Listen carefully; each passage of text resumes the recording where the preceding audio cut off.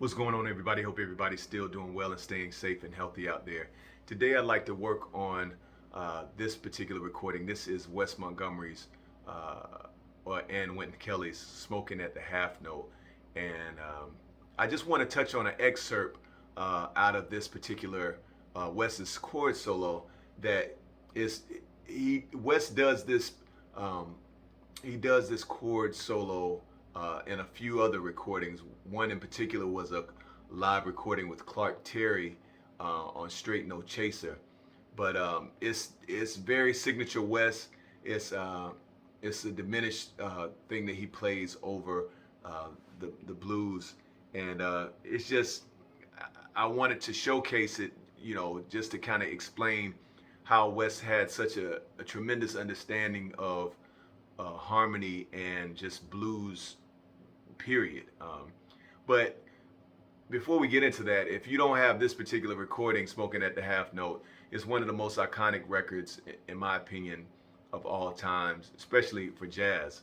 It definitely is in the top, I would say the top 10, if not the top 5 recordings of all times. And it features Paul Chambers, Wynton Kelly, Jimmy Cobb, and Wes in their prime, like just killing. But at any rate, let's go through this excerpt. You'll definitely recognize it. If you do have the recording, you'll definitely recognize it.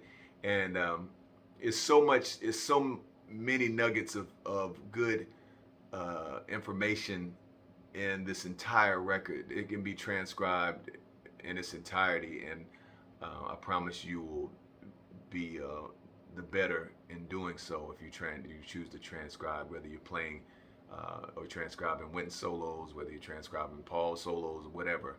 Of course, guitar players, Wes Montgomery solos are amazing on this entire record. So here we go. The excerpt on No Blues.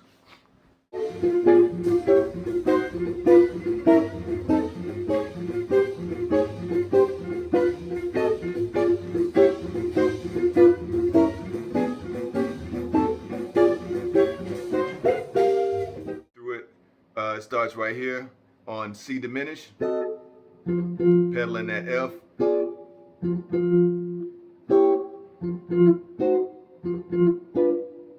just walking it down. Now you're gonna go to B7 13, back and forth. Right here, you're gonna hit that A flat diminished, back to here, up here.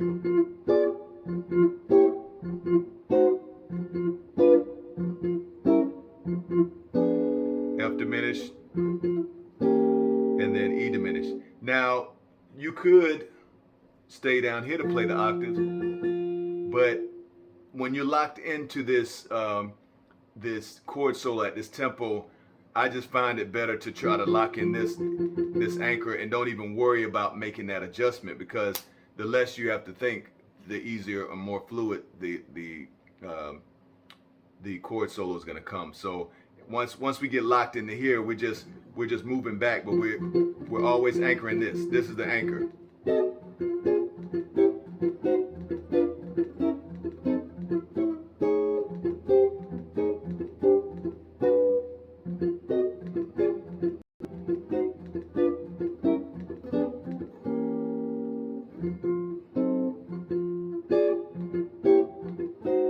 Jump up here, and then you're going to play this chord. Now this is actually a more, the fingering is like a C minor 7, but we know that the C minor, the 2 and the 5, or in this case, this would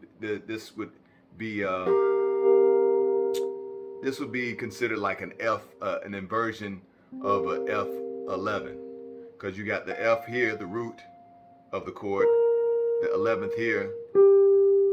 You have the 9th here and the 5 here. So it's acting as a F sus, and then he's going back to here, which is really hip. You can use that voicing, and you can think of it as just a C minor or the 2. But just resolve it.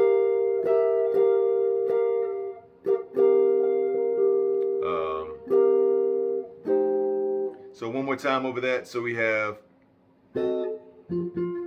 one. Let's play it slow. 1, 2.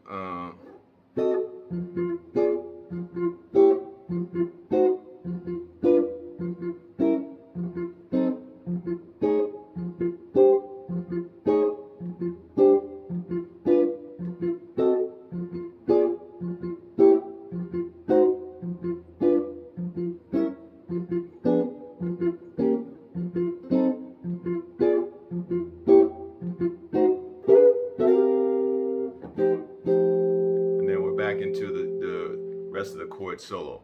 So that's it. Like I said, it's so many nuggets of great language, guitar, jazz guitar language in this on this record and in this solo.